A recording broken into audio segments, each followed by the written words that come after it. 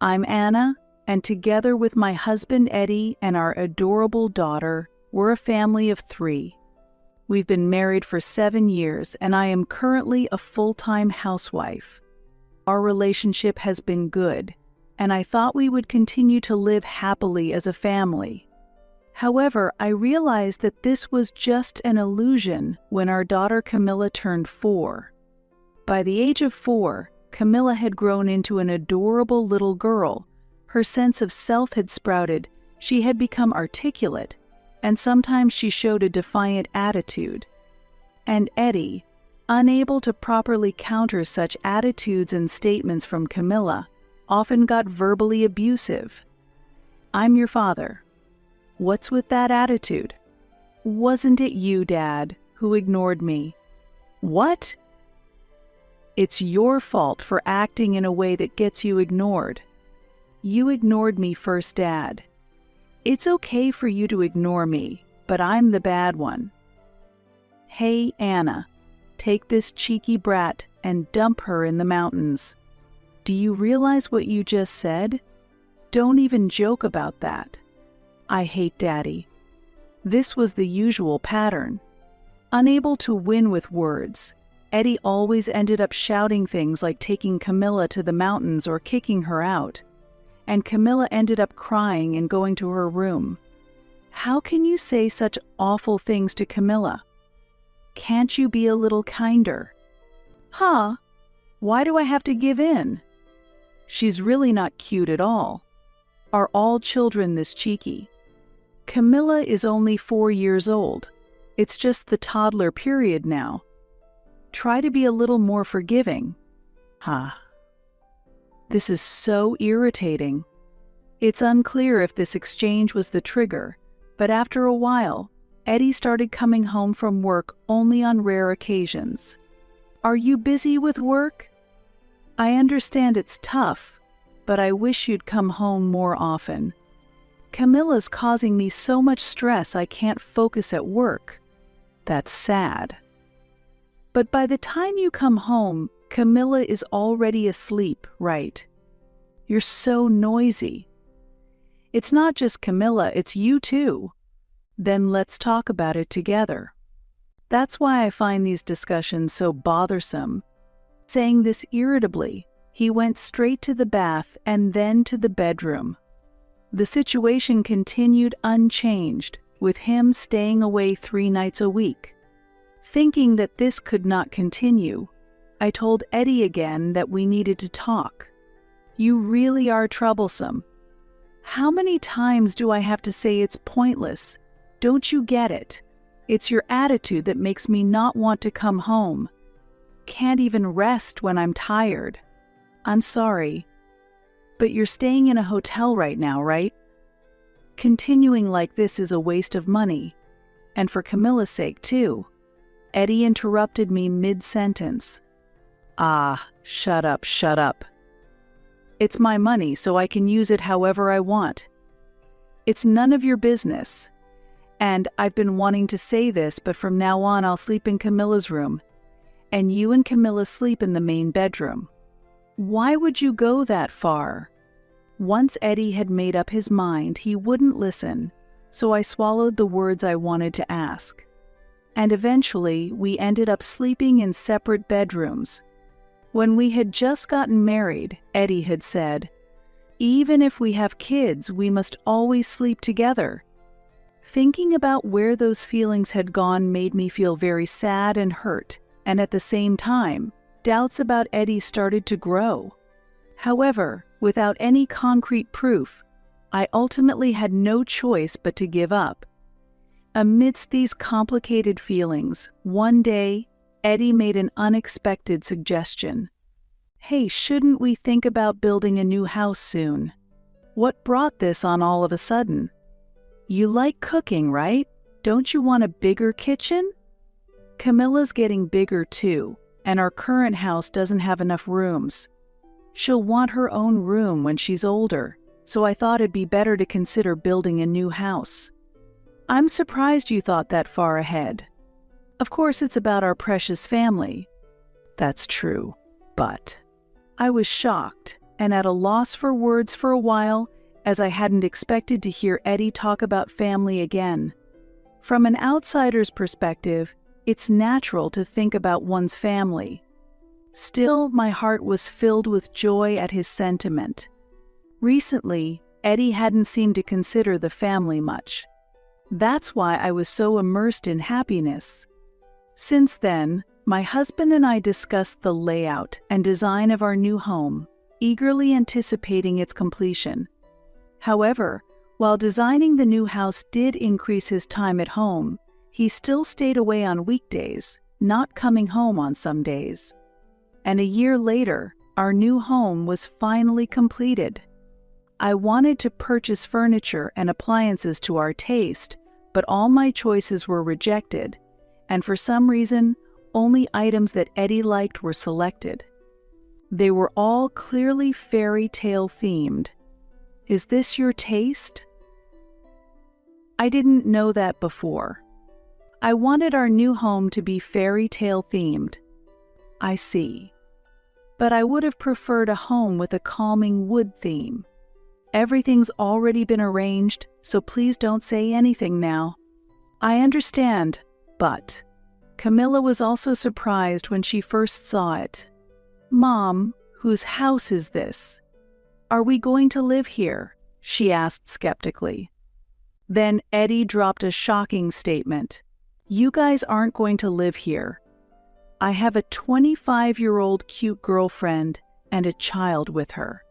Do you realize what you're saying? You listen properly. I have a girlfriend, and since we had a child together, I built this new house for us to live in. I was so bewildered that my mind went blank. I thought that starting today, our family of 3 would embark on a new life in our meticulously designed dream home. It was impossible to remain calm after hearing such outrageous news. Suddenly, Eddie began explaining the circumstances of his affair. Maybe about 3 years ago. There was this cute girl at work. I had planned to pursue her, but it turned out she was interested in me too and approached me first. As we dated, I started wanting to make her happy. I felt like I was listening to someone else's story as Eddie spoke. You and Camilla give me stress, but she doesn't stress me out at all. Instead, she makes me feel relaxed. I had a cute son with her, who is the calming source. Is that why you weren't coming home? Yeah, I was at her place. It was a moment when all the odd behaviors and actions of my husband suddenly made sense. Because our child was born. It's sad if a father isn't there, right? And now that the boy has started to crawl, her place is too small for him to crawl far, but this house allows him to roam freely. That's normal, right? You women might be fine with restricted movements, but a boy needs space and enriched time, right? What are you saying? I hadn't mentioned it, but this furniture and appliances are her taste. They're cohesive, aren't they? I thought so. It didn't seem like your taste, so it was strange. I asked what furniture and appliances she thought were cute and bought those. Perfect, right? Well, it is perfect. It's all your fault in the end. You're a failure as a wife, and although your cooking is indeed good, I'm sick of your hobbies being forced on me. And Camilla, she's just like you, really cheeky and irritating. I've thought about literally abandoning her in the mountains many times. I won't do it because I don't want to become a criminal, though. Eddie. Enough is enough. There are things you should and shouldn't say. It's insane to blame Camilla and me for your own justifications for betrayal. Whatever you say doesn't affect me and I don't care. You two can't live in this house, so let's get divorced right away and you get out. I was certain that the husband I was happy with no longer existed. You're not under some misunderstanding that you, me and our daughter could happily live as a family of 3 in this house, are you? If so, what a waste of time. Don't disturb my new family and our time together." That's a terrible thing to say. Why didn't you tell me before we started moving? It would increase the sense of despair, wouldn't it?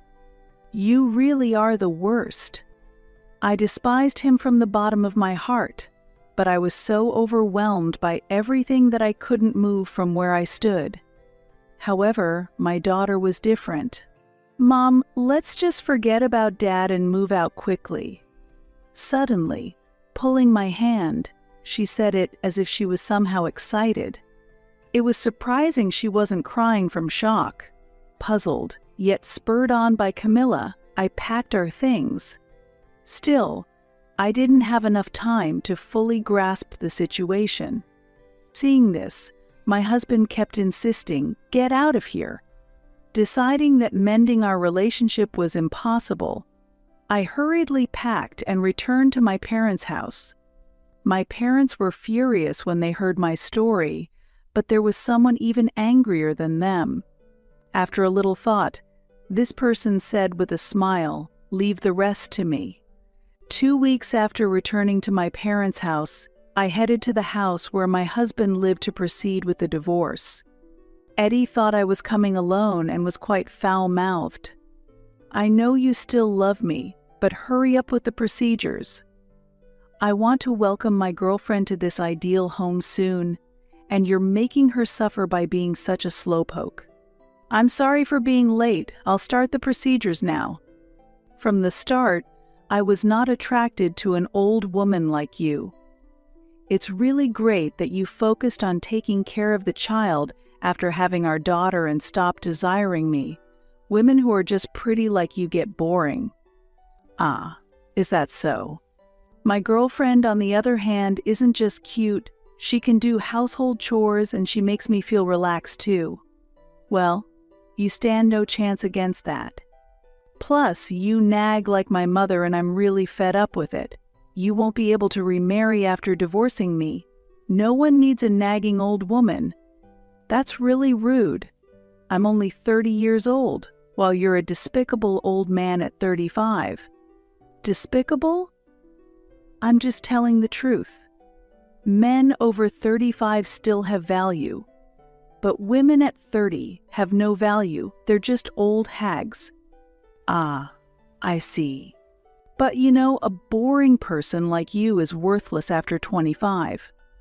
That's terrible. Enough, right? It's exhausting even talking. I've had my best years with you, but now since I'm done with you, I can toss you out like the garbage you are without a second thought." Eddie, who kept insulting me at length, really was a despicable person. I no longer felt love for him, but the damage from his verbal abuse made me feel nauseous. At that moment, the doorbell rang. Since I left the door unlocked, the person hurried inside. I could see a long foreign car arriving. "Anna, are you okay?" "Thank you, I'm fine." "You little. I can't believe you were having an affair with such an old man." "What?" "That's what it looks like. Someone shows up in a fancy car to check on you. It's as if you're announcing you're having an affair. You first sign the divorce papers.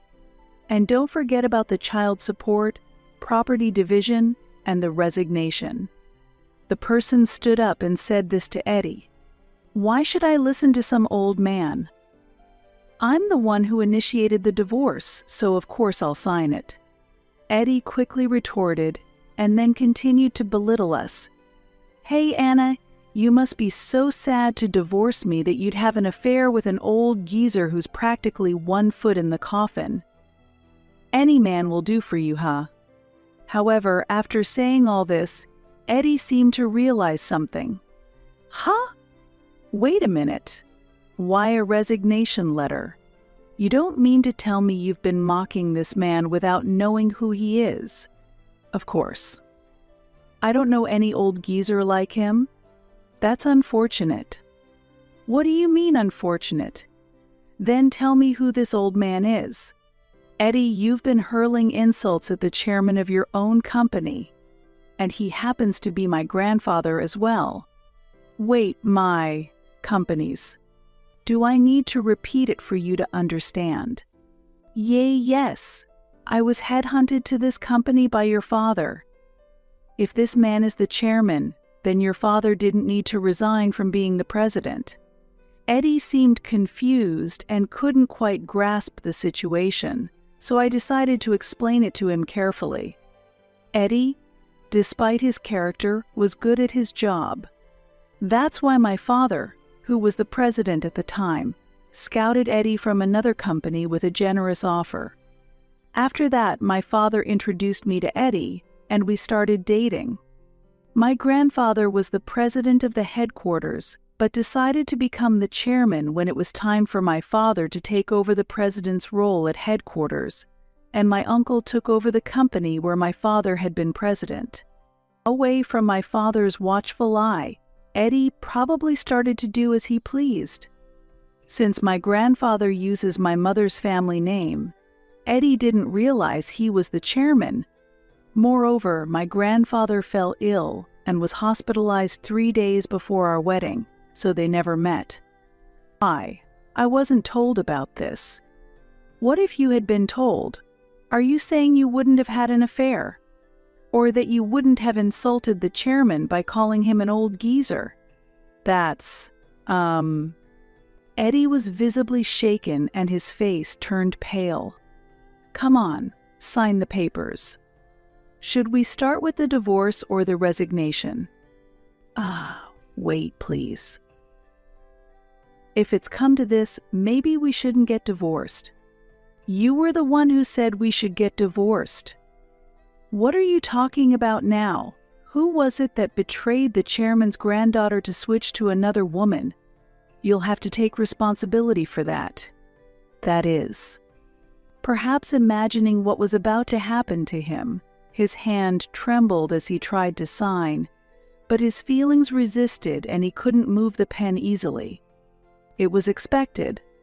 Despite the prospect of a new life with his girlfriend and child, he was about to be fired from a well-compensated company. There's no guarantee that his next job will offer the same treatment. It's understandable that he would resist. I glanced at the clock and told Eddie, "Your beloved wife will be here in a few minutes. You better sign the papers quickly, or you'll embarrass yourself in front of her." What? You called Greta too? Of course. It's not just your problem. Right on time, the sound of the front door opening echoed. "I'm home, where are you, Eddie? Hello there?" "Oh, I'm sorry, I made a mistake." "No mistake at all.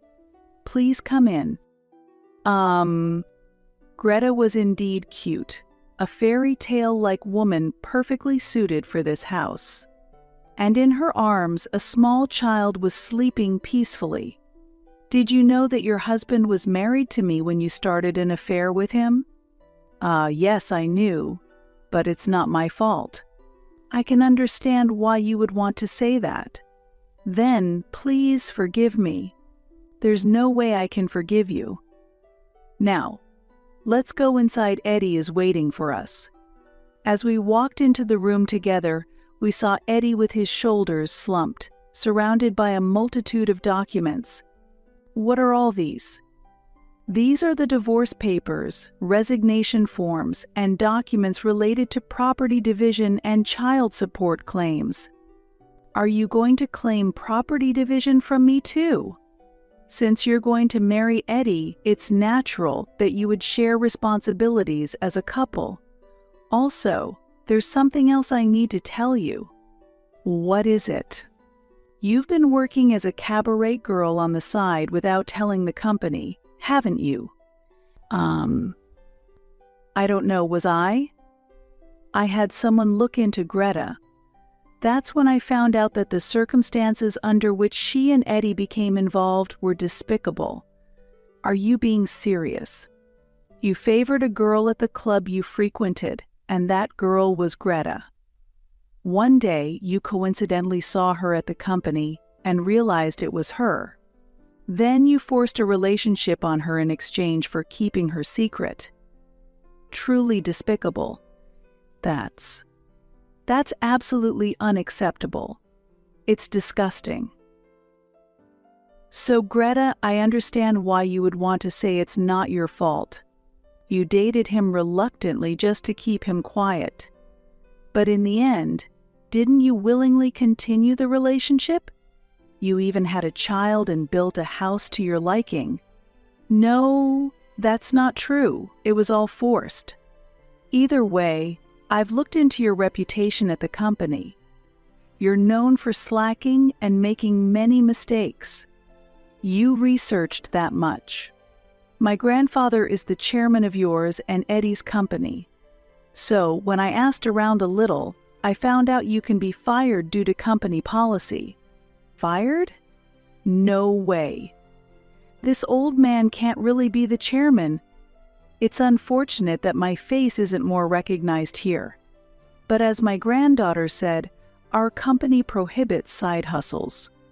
Especially if it interferes with your primary job, we have no choice but to terminate you. Such is life. Hey, you there, make up your mind and sign now. If you really want to stay at the company, that's fine, but forget about any promotions. You were treated well, but of course that's no longer the case. If you agree to work under these conditions, sign the divorce papers next. Okay, I understand. It seemed he had finally made up his mind as he signed all the documents. Then my grandfather happily received the papers. Great. Anna, now you can finally get divorced. You can go to the apartment I've arranged for you and Camilla. The moving process should already be finished. Grandpa, thank you. What do you mean? When you drove Anna and Camilla out, wasn't Camilla positive about moving? Indeed. She didn't complain and left quite easily. Right? When a cute great-granddaughter asks her great-grandfather for help because she and her mom are in trouble, of course he's going to do his best. That's why I decided to arrange a top-notch apartment for the two of them. Oh, and you might struggle with money from now on, but you don't need to worry about Anna and Camilla. With my assets, they won't face any hardships. Good luck and a happy life to you two.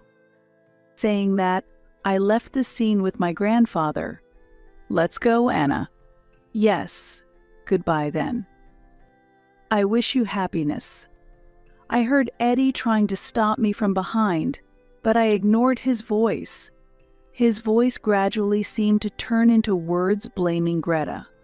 As we left, I could feel the tension and conflict behind us. A few days later, Eddie contacted me. Anna, can we start over? I miss you and Camilla. Huh? Don't say such convenient things. You said you didn't want us, remember? And what about her? I ended up not remarrying her and we broke up. After getting fired, I couldn't afford the mortgage anymore, so I sold the house. Now, I'm using the money from the sale to pay off the loan, but I don't know how long I can keep up this lifestyle. Greta betrayed me. So that was the extent of your relationship with her. That's why I want to get back together with you. That way my life can go back to the way it was, right? I could get my job back and even live in a top-notch apartment. And considering Camilla, isn't it inconvenient to have only one parent? It's not inconvenient at all. We have Grandpa, you know. And aren't you embarrassed to suddenly start groveling after all this? Did you fall on your head? People make mistakes and have lapses in judgment, don't they? Your actions were more than just a lapse in judgment. You built a house for your lover, furnished it according to her taste, and kicked out your wife and daughter. You think that's just a minor error? That's incredibly irresponsible. Well, I used to respect you for your work, but after my father stepped down, you didn't work properly and just flirted with female employees. It's really embarrassing. That's why I'm truly glad we got divorced. Oh, and by the way, my father said that sooner or later you and Greta were both going to be fired anyway. What's all this about? Apparently you two were quite the topic of gossip in the company. Many people knew that Greta's child was yours, and the word spread up to the upper management. Even though you were treated specially because you were related to the president, almost everyone thought it was unacceptable, and the company decided you needed to be punished. That's absurd. I never want to deal with you again. So please don't contact me ever again. Please don't say that. We've been together for 12 years, right? You must have forgotten how much you loved me. Please remember, I'm begging you. How despicable. Both Camilla and I can't take it anymore. And my whole family, we all hate you. I'm cutting you out of my life, goodbye. After saying that, I hung up the phone and immediately blocked him. Later, when I told Grandpa about the call, he summoned the whole family for a severe reprimand. Anna got hurt like this because you all didn't manage your employees properly, am I right? That's not true, Grandpa. Then why did it come to this? My father and my uncle, who were the current presidents, were looking down, reflecting on their actions. Grandpa, with a look of realization, began to say something quite astonishing. Up until now, I've left everything to you, but after seeing how hurt Anna has been and reevaluating our company, I've discovered many complaints from the employees. Dad and the others, anticipating what Grandpa would say next, listened with a solemn demeanor. Therefore, I want you to continue leading the company as its president. I've decided to return to the company to support and manage the staff. And another thing, don't ever introduce another man to Anna and Camilla again. If it comes to men, I have the best judgment, so if necessary, I'll handle the introductions. The entire family, surprised, looked up and alternated glances between Grandpa and me. Grandpa, that's really not necessary. I felt a bit embarrassed and tried to protest, but Grandpa seemed quite determined. One day, I accidentally answered a call from an unknown number. It was Eddie, who sounded unwell. Please, help me. Who is this? It's me, Eddie. Why are you calling from a different number? And what's with your voice? It's so raspy, I didn't recognize it. Greta. She came back. Well, that's wonderful. After breaking up with Eddie, Greta had left their child with her parents and returned to work at the club. However, she hadn't contributed any money to her parents and spent all her income on herself, which infuriated them. They kicked out Greta and the child, and unable to continue her nightlife, she had returned to Eddie. Eddie, heartbroken and lacking any companionship, had easily taken them back. It's far from wonderful. I work all day to save money, and she just takes it all. I can't even pay for rent or the kids' school supplies, so I have to earn extra by doing side jobs. Cough. Greta's spending habits were extravagant due to her time as a cabaret girl. She had been using all his salary on frivolities, so Eddie was forced to work day and night to support his family, but the strain had taken a toll, and he had fallen ill and was bedridden. Why don't you leave her if it's so hard? She just wants me to work as long as I can work. When I tell her that I can't afford what our son needs for daycare, she just says if you don't have money, you should work more and disappears. Greta doesn't work at all. That sounds tough. Look, you haven't remarried, have you? Please marry me again. It's true I haven't remarried. But like I said before, I never want anything to do with you again. Why not? When I'm struggling like this. So what? You're just reaping what you sowed, aren't you? I know I've been reflecting on my actions, but can't you give me another chance? A chance? It's disgusting that you would even ask. It's all your own doing. Please, I'm asking you, leave me and my family alone. This is really goodbye this time." I hung up the phone abruptly. Afterwards, Eddie continued to contact me and had monologues about his situation in messages. "I'm too sick to work and have to stay home." Yet Greta left our son and walked out. Life with my son is hard. He's picking up her traits and mocks me, and there are endless troubles at daycare. I've become so lost that I went back to my parents' house.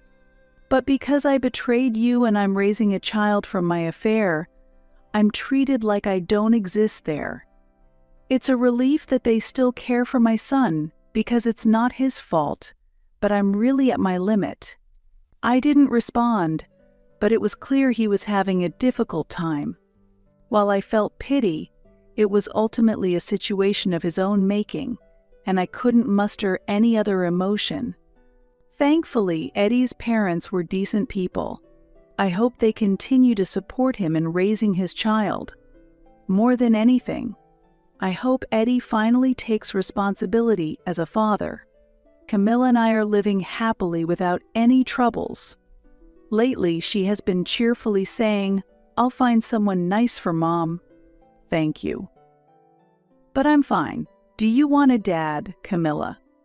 No, that's not it. I just want Mom to be really happy. Mom is truly happy just seeing you healthy, enjoying school, spending time with people you love, and watching you grow, Camilla. Then it's the same for me, Camilla said, her face lighting up with joy, yet with a hint of shyness. With my kind and lovely daughter by my side, I know we'll always be together. I'm committed to nurturing her with care until the day she's ready to set out on her own.